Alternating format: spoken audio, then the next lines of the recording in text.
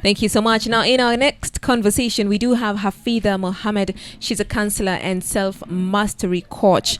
And we hear this a lot where people say, oh, I'm in a toxic work environment. I'm in an unhealthy work environment. What does it look like? Hafidha, good morning. Good morning. Welcome to the show. Thank you very much. Always a pleasure to be here. Yes, pleasure to have you as well. What does an unhealthy work environment look like? Well, an unhealthy work environment looks cold. There's just this kind of a vibe you walk into and you just feel like something is not right in this environment.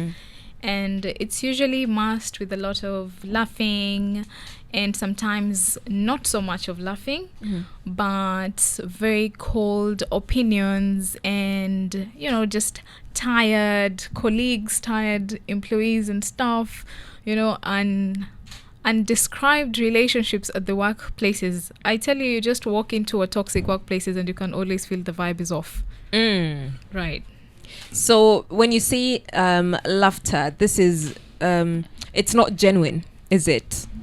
It's usually masked laughter. Yeah. We laugh things off so that we can just move on with the day, or we can just get through a certain situation, probably because they don't feel comfortable, the staff, or even the manager or the leader in question is in such a situation where they just feel like, you know what, let me just laugh this off because this could go anyway if addressed really. So toxicity goes really all the ways. It could be the masked laughter, it could be coldness and void, And how does that manifest itself in a workplace? Because they say everything starts from somewhere. Right. Yeah. So when it comes to toxic workplaces, it usually roots from, I usually say, leadership and communication and lack of boundaries. And, these are things that a lot of employees and employers overlook during the hiring period, or when the team is being introduced to this workplace, this organization. You would find that this organization has core values, they have mission, they have vision, but the employees have no idea what that is about. So the minute this is not clear and they don't know what the mission is or what the vision is or what the core values of this organization are, you are just working blindly to get your paycheck at the end of the day. So when you don't understand the dynamics of the company, what drives the company, what happens in this company, you're going to lose the employees, all right? And then the leadership becomes a problem, and then communicating becomes a problem, and then now boundaries generally becomes a problem because all you're trying to do is fit in this place of work. Right. Okay. So it presents itself, so it could be from the leadership to the team, and can it be also amongst the team themselves? Absolutely. Yeah. A lot of times peers will spend time with peers. Peers wouldn't spend so much time with the supervisor. So it usually is the peers within peers amongst themselves that create a certain environment for themselves. And this is where toxicity usually begins. You would find, we usually call the ordinary cliques. You just go into an organization and then you just find somebody you click with. Right, you vibe with the certain people, and then there are people you just don't vibe with, and then it takes a longer time to connect with these people. So the minute you walk into an office, and then we usually call it business continuity plan. You don't have a business continuity plan and transition actions for new employees. There is definitely going to be a disconnect in this workspace, and this is how employees, communicate to each other.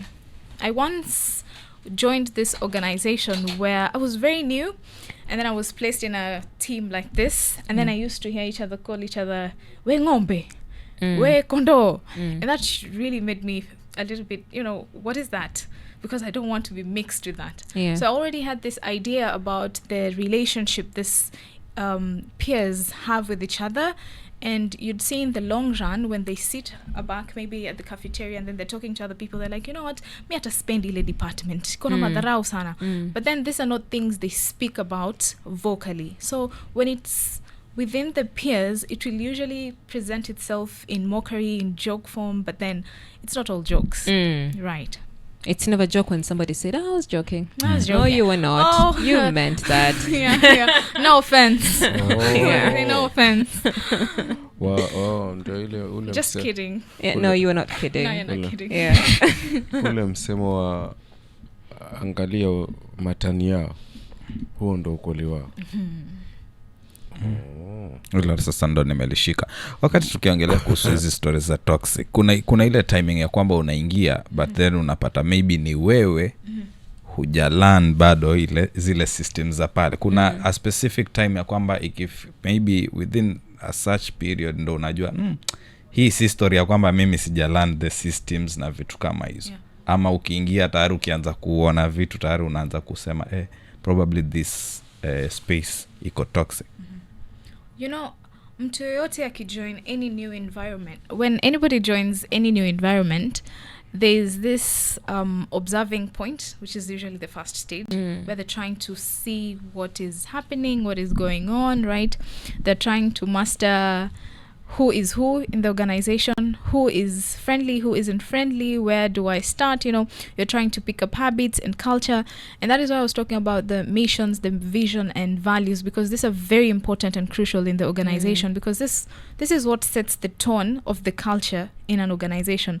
And I tell you, pick 3 random people here and ask them if they know the mission, the vision and the core values of the organization. Likely they don't. Right? But then these are people you expect to fall into a culture that is already presented here. When I join an organization and I walk into this organization, I am likely to fit into the values and the culture of the organization. Yeah. It won't be the other way around. In fact, if it goes the other way around, it will be, who does she think she is? Right? Yeah. So it is easy for a new employee to just settle in the culture of the organization. So when I joined this amazing organization that I left, there's this guy who joined later. He used to come in suits and belts and very classy shoes. But then the fact that when you come into the office, actually most offices in Mombasa, you'll have to take off your shoes. By the time, I think he was in his 3rd week, he stopped putting on nice shoes. He started coming in with slippers and then stopped with the suits, because it was like, you know what, it's a lot more casual around here. Yeah. So you see, he's transitioning into the culture of this organization because he has his own values, but then his values don't feel like they align with the organization's culture. Absolutely. Yeah. So slowly you'll find that you joined this company, you're so energetic, you're so happy, you're so excited. You come to work early, you come to work on time, you know, you complete your assignments, but then everybody else doesn't do that. So you're like, okay, so si lazima we meet the TAT, the turnaround time, or si lazima we do 1, 2, 3 things. Maybe from the organization you came from, you used to have a cafeteria and then you just go eat there. But then here you find everybody's taking tea by the table. So you think, it's convenient. I can just, do 1, 2, 1, 2 as I take my tea. This is how culture just swaps us into toxicity, because 6 months later, 1 year later, you realize that, okay, I lost my ethical values or my professional firmness and foundation through this organization's culture. What happens when an organization's culture makes you lose yourself? Because even from the example that you've given us of the guy, you know, he had his own values, right? And so you joined this organization and not for a need to fit in. You're like, okay, fine, I need to fit in. What happens to somebody? You know, especially when the culture is not right. Right. You know, when you join anywhere, really, and you're looking to fit in, you're new, there's this nervousness, there's this imposter syndrome. Am I even supposed to be here in the first place? You know, there's the self-doubt. And then you realize at the beginning you'll be going through a lot of resistance within yourself and the people around you. And then you would realize in an organization where you're always speaking in English, but then these people don't speak in English. Now you don't have anybody to speak in English to. They call it kizungu mingi. Kizungu mob. Hey. So you see now that becomes a problem. And then over time you start feeling like, you know what? Actually, in no time they'll start feeling like, "E job in any drain. This job is not for me. Why did I consider?" They start questioning even their values. What do I bring to the table? And this makes you end up either looking like incompetent or actually being incompetent, because you cannot keep on fighting to prove yourself and maintain this ethical values that, you know, I am actually really good at this, or I am actually, this is just who I am, because you're facing a lot of resistance. People are not like this, and these are the people you work with. This is why I spend 72% of my day, you know, and it becomes really a problem. And then you'll realize 8 months into this organization, actually 3 to 4 months, usually HR complain that they're having a team, they call them agents or associates, with identity crisis. They're having identity crisis because there is no room for them to be themselves in this organization. So that is when we talk about losing yourself. You're losing yourself, you're losing your value. And then they'll start talking about it as a joke. You remember when I came here, I used to wear suits, and then everybody's laughing, quack, quack, quack, quack, and then they think it's a good thing, but it's not a good thing. They're trying to heal and move forward from that, or they're trying to bring back that identity. And it really calls for a lot of firmness to maintain your identity in whatever organization, you know? Because you can imagine when you go into an organization, then you're a Muslim woman, and then you're used to wearing jilbab, like what I'm wearing today, and then they start calling you, kwani leo umekuwa al-Shabab? You know, when they start throwing comments like that, you slowly want to lose that. You want to transition away from that, because you feel like, okay, you know, you start, you know, they plant a seed in your head that this is not right. And human beings, especially when you're in a contained environment where you always feel like I am the new one here, you will definitely always thrive to fit in that environment. And sometimes not for the better. It's just really, really draining on a very personal level. And then now we have HR cases on identity crisis, on depression, on anxiety, on nervousness, and confidence, you see, and self-esteem. I didn't think there was something such as identity crisis in a workplace. I like that I'm hearing this now. It's quite interesting. When somebody realizes that they're dealing with identity crisis, and you're trying to keep, always say, you're trying to keep your head above water, you know, you're in this space and you're trying to figure it out, right? What is, for an employee who's struggling in that space? You know, they've been in an organization, let's say a year or even 3 months or 4 months into it, and they're trying to fit into the culture, and there's a bit of conflict between who they are and the culture. What do they do? It could go 2 ways. Number one, they could be the most notorious of the employees you could have in the company. They could be one of the most destructive associates you could have in your company, because now they're not just rebelling against the culture, they're rebelling against themselves. You know? Now these things don't matter to them anymore. Now they're just like, you know what? They're trying to change systems. Yes, there's, you know, and then they want to be in command. Okay. There's something about Sigmund Freud says in psychology, he says, the minute there is no room for you to become yourself or to grow yourself, you will always lean towards your evil side. You will thrive to nurture what feels like your power, but in this sense it's not really your power, it's your vice you're nurturing. All right, so you would find that this person becomes so notorious that you can't tell them anything. Now they don't come to work on time, they don't submit their work, they don't do anything really, they just show up at work, they spend the 8 hours that they're supposed to, and then they go for breaks, and then you find them distracting, you know, the gossips. Now they're from table to table, they want to talk about, it goes really bad. And then they have issues on issues and issues and warnings at the HR. Or you could have a team or a member that just doesn't want to work now. They have no interest to do anything more. They just say, you know what, I'll just do what I'm supposed to do and go. And then this is when a company faces stunted growth, because you cannot grow above the capacity. And for any organization to grow, the team has to grow fast, so that the organization can grow. The organization doesn't grow because the organization is growing. Right? That is, it's linear. it's the team members to grow, and then the organization is growing. Yeah. So when now you have a team that just wants to do their job, I just want to do my work, I want to do my 8 to 5 And go. Ikifika 4:59, there's absolutely nothing they're doing. And They're just yeah. waiting for 5, and I'm they're out gone. of here, because they feel like they're suffocated with the workplace. And because I have bills to pay at the end of the month, Yeah. I really have to stay here. And then they start using the resources of the company to apply for jobs. I'm talking LinkedIn daily, revamping CVs Yeah. on a daily, because they see no room for them to stay in this organization. Yeah. And I tell you, toxic workplaces, they face about 12% attrition every month. Imagine attrition every month. And that is very costly, because now you have to go through recruitment, you have to go Yes. through training, you have to go through transitions, you have to go through budding. Now you have to bud with somebody else so that they get to understand what you're doing. And that is cumbersome, because now when you look at the analysis at the end of the year and the rollovers, you find that the company maybe was forecasted to grow by 25%, they're lagging at 5%. Because of all that blows they had to take all over the year. Like it's insane. Yeah. Okay. Interesting. So umepamba sana hapo kwamba huku chini kwa wafanyikazi, huku chini kwa juu kwa mabosi, lakini pia na malengo, maazimio ya kampuni, kwamba kama watu hawajaingiliana hapo ndio kuna mushkili.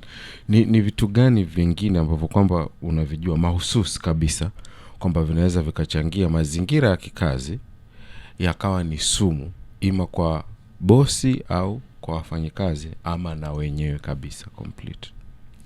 Okay. Wanasema the minute umekuja kazini, Yes. and then you have this unprofessional relationships with your colleague, as a boss or as a peer who looks to grow in that company, you've already set yourself up for failure.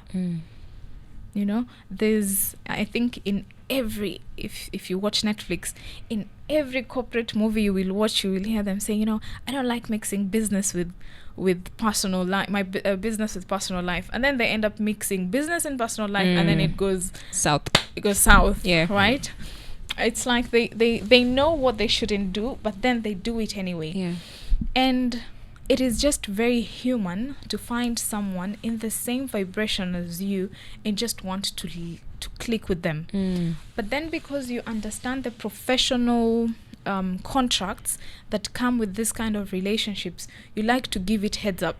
Utaambia mtu, Salim, mimi nataka kukujua. Japo si professional, but can I get to know you a little bit more? Please do.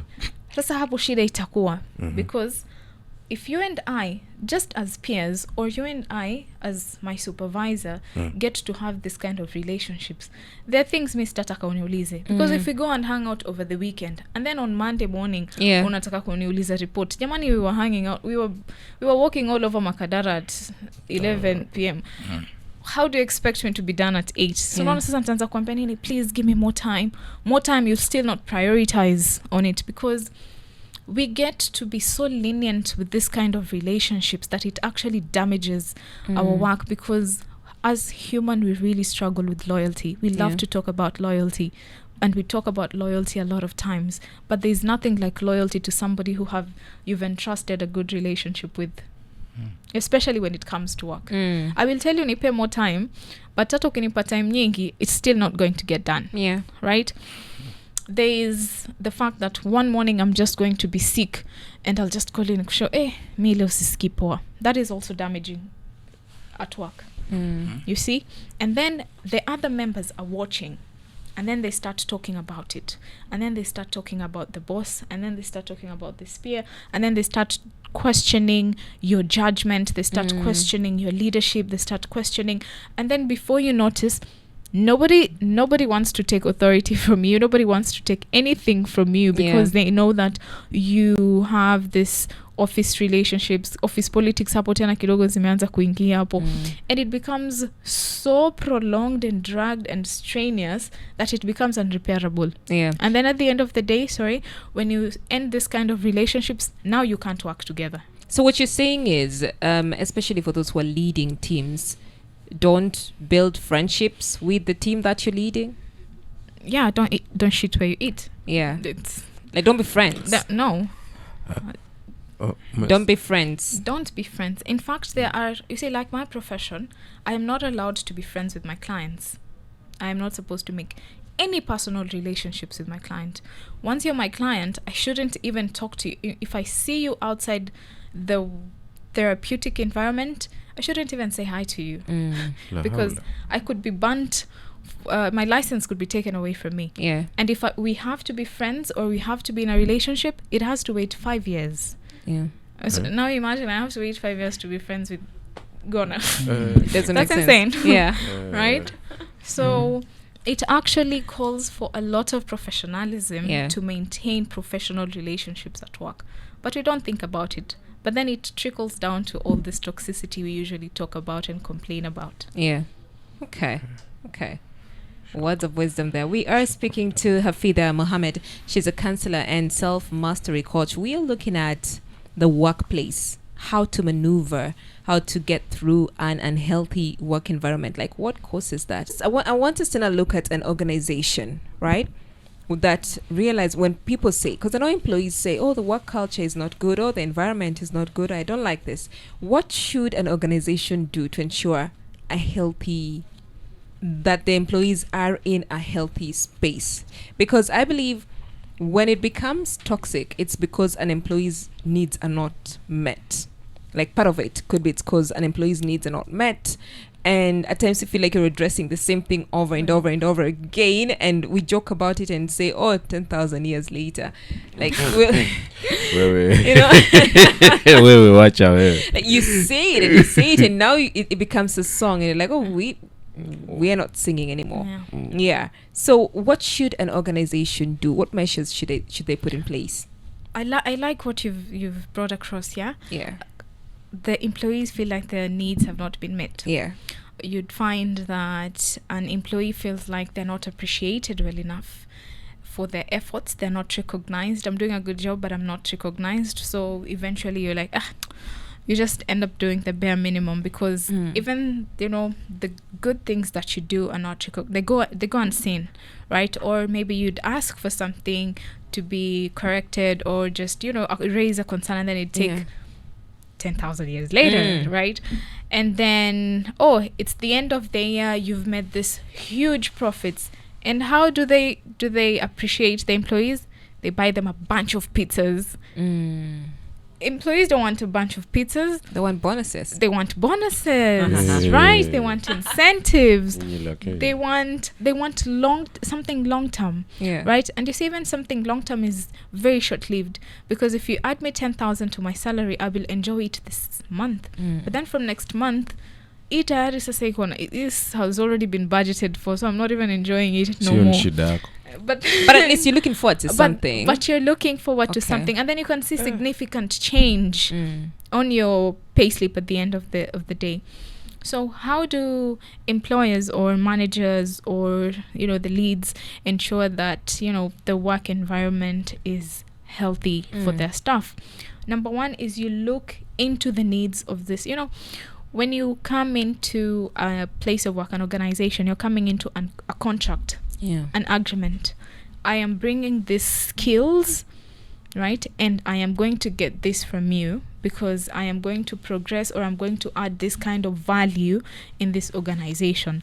And a lot of people who join companies fail to understand that I have value to add. And that is how in few weeks, months, they get shaken, and then they lose themselves, and then they start doubting their skills, and then they end up being incompetent. Because anytime somebody brings you forward, you've gone through interviews, you've gone through shortlisting, you've gone through all those professional HR processes to secure this job. It means they did see something in you, a skill they liked, or an experience that you have that could be useful to them. So you always have, as a leader, to look into that. Are they actually using it? How do we appreciate it? How do we nurture it? How do we improve it? How do we take this kind of skill or this kind of value to the next level so that we can also grow as an organization? I started in an organization long time ago. We were only 10. And in 5 years, the company grew. By the time I was leaving the organization, we were 2,000 employees from 10. And then now I think they're over 4,000, which is about 9 years later. Yeah. Because they used to look specifically at why they hired you. What is that strength? How are we going to add to it? What is your weakness? How are we going to convert it? Yeah. And that is why working closely with leaders is very important. So, It's very important. Working with, having constant, we usually call them performance improvement plan. How are we going to take you to the next level? Yeah. All right. Having this kind make the employee feel like, I am cared about, and my value is also very resourceful, and they're always, they're looking at you at the angle of being an asset. And I like that. I want to be an asset. I want to know how we can progress, not just for the company, but for me as Hafidha, looking into issues like, somebody has raised concern on, printers and just other basic resources in the company. If you do not provide for them if you do not revert to them as soon as possible, making their work easier. Yeah. I have a problem with my laptop, but then they're going to tell you about their laptop for 3 months. Soon they're going to disconnect with the work, and then they're going to say, I have a problem with my laptop. I've reported it many times. Yeah. All right. When they talk about boundaries, you're my boss. I work 8 to 5. Lakini imefika saa 3 unanipigia simu unaniuliza kazi. Mbona ufanye hivyo? Because this is going to be a problem. But understanding, you could always have a heads up, maybe leave a message, or maybe before office, I could reach out to you and do 1, 2, 3 things. Is now a good time to communicate? When you respect those kind of values, you don't leave room for a toxic work environment.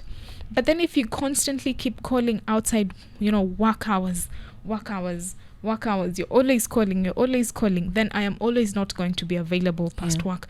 Or if I am, I'm always going to complain about it, and I'm going to incite other people about it. And now it's a whole problem. That is number 3. Number 4 is looking into the environment.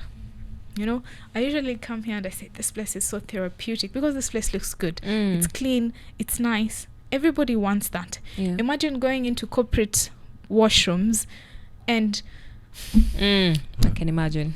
Right. Yeah. And everybody is worried about having a UTI. Everybody is worried about I'm going to hold it together until I leave work, or I'm going to use washroom outside. This inconveniences just makes work unbearable. Because you have to release yourself. You have to go to the restroom. But then when these things are not available, it's a problem. And you would think this is so minor. Why is somebody complaining about a restroom? It's not like they're going to be in the restroom the whole day. But those 5 minutes in the restroom is very important. They matter. Right? Having breaks, unasikia apana.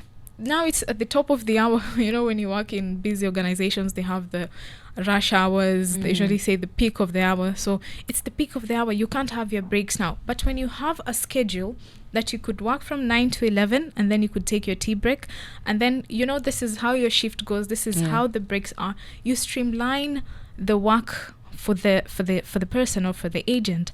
But then you'll find that somebody doesn't have a scheduled shift, so they come from 8 to 5. They can go for breaks at 11. They can go to breaks at 4. Having this in transitions could also overwhelm both the employer and the employee, because this thing's not clear.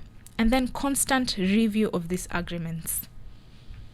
This is what we agreed when you joined the company, but this is the progress, and this is what we are changing. Because you realize as you move forward with a person, you get to realize, an interview can only give you about an hour of someone. Very kidogo. But when you work with somebody 2 months, 3 months, 6 months, you start seeing the blind spots, and you start challenging the blind spots. So when you have these reviews and you talk about, what matters to you, what is your progress, how can we improve on that, it becomes essential for them because they feel involved in this organization. So these are just basic 5 quick ways you can just because you can always start from somewhere. You can always start from somewhere. If you're my boss, and then boundaries are very important. There's a certain way, if you give me access to your personal life, I am going to look at you. I am going, I mean, I nitakujudge. People do that, yeah. You're right. Yeah. You're like, sasa huyu ataniambia nini? Because you've given them so much access to your personal life. And this is, by the way, I usually encourage everyone. You come to work, you should have a personal number and you should have a work number. Because your colleagues, your boss, they have no business looking at some statuses you're posting. You know, your private and your social life should be your private and your social life. Because breaking this boundaries is a menace. What are you saying? I like that. What I are you should have- saying? I have 2 numbers. I Should have have two two. numbers. But what? Everybody has all of What? Ni nini unasema? Sasa. Ay. You Hapana. clearly have weak Speechless. boundaries. Yeah. But also, I mean, does one need to build? So yes, when you're in this workplace, do you have to build friendships? You know, you have to connect at work. You have to connect at work. But what kind of connections are you making at work? What are you going to talk about? What connections are you going to make at work? Because for work to you have to have some kind of chemistry for work to move forward, You are right. right? Yes. Yeah. But what is the limit for that? Yeah. There is a limit. What limit? Limit ni kwamba ni ya kazi. Exactly. Right?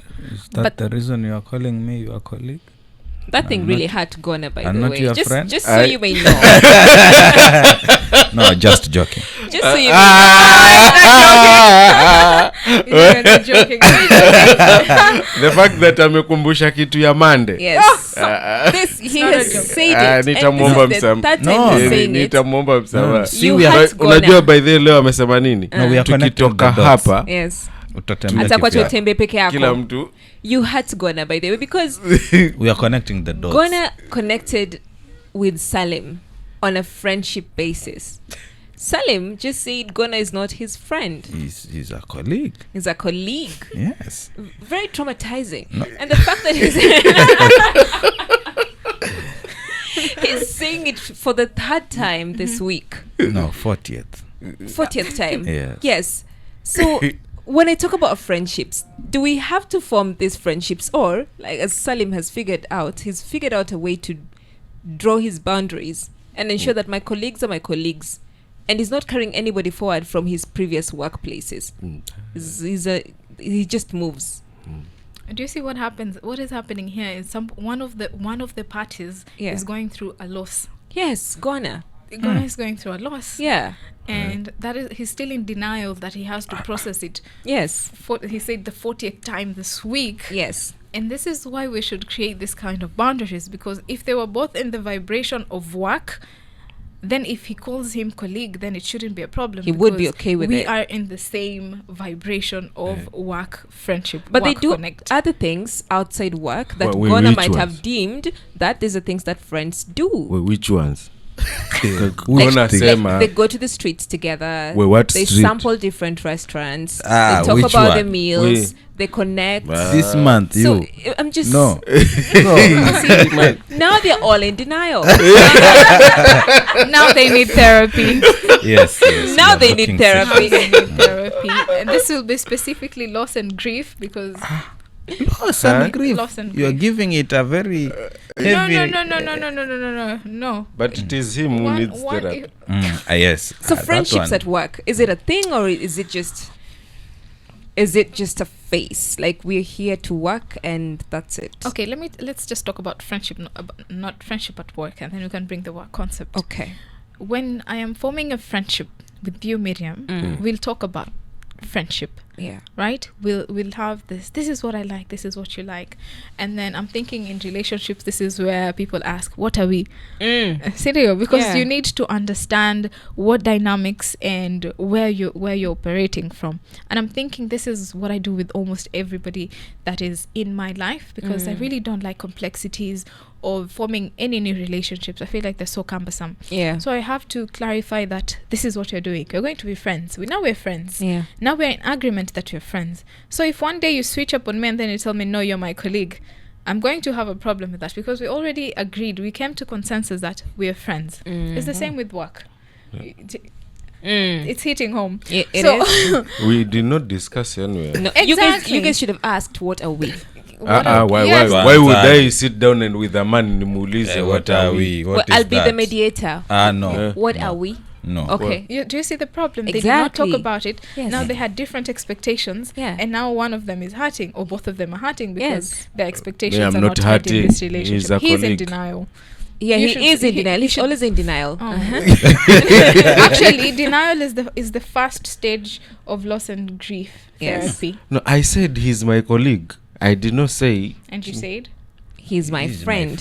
he's my friend. Yes. There's Yeah, confusion. Somebody Yeah. lied. Somebody led somebody on. Somebody led somebody on because there were no contracts in this kind of relationship, especially that it is in a workplace. What? You have contracts even for friendship. Yes, everything is a contract.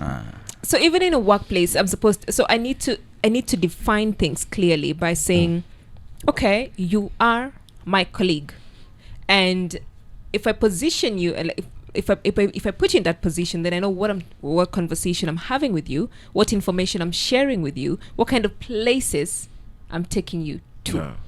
Yes. and my personal space, my personal life.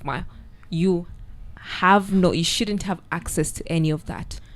Actually, when you get to talk about this kind of things, it's going to be clear on which direction you're going to take your friendship. Because with other people, they get so close to each other and then they will hide their personal life from work. They are also creating a boundary. Okay. So that's why I'm saying these are things you have to talk about. That we are forming this kind of friendship, but then this friendship should not leak because you can't have it both ways. You can't have it You can't. at work 100% and then Yeah. outside work at 100%. Wouldn't work. It's not gonna work Yeah. because it's not linear. All right, but then when you have boundaries for this kind of friendship, because we're human beings and we like to have company sometimes, Yeah.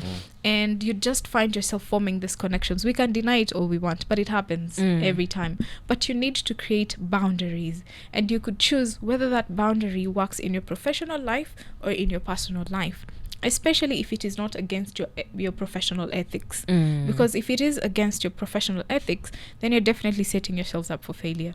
Okay.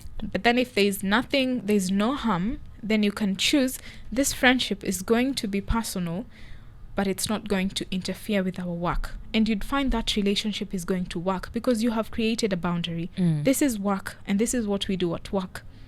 Okay. Great. Thank you so much. I think from now henceforth, we're going to form those boundaries and we're going to ask, who are we? What are we? What are we? What do we mean to each other? What are we, Miriam? You are my colleague. You see? I said that and they were beating me up. Oh my goodness. Thank you so much, Hafidha, for making time. We've been talking to you. Hafidha Ahmed. She's a counselor and self-mastery coach. Where can people find you on social media? All right. I am across all social media platforms. Very new on social media. Oh my God, sometimes it's cringe. But yeah. you can find me on Instagram as Dr. Hafidha. You can find me on TikTok as Dr. Hafidha. On LinkedIn as Coach Hafidha Ahmed. And you can also follow our organization. It's Growth Bridge Counseling and Coaching. We have all kinds of counseling services and corporate training. Thank you very much. Happy to be here. Thank you so much. From us to you, we're saying bye, but I mean, we have dispute that we need to resolve, and I'm going to be the mediator. Where? Are you ready? Tutaisettle Are you kwa going to court. ask what are we?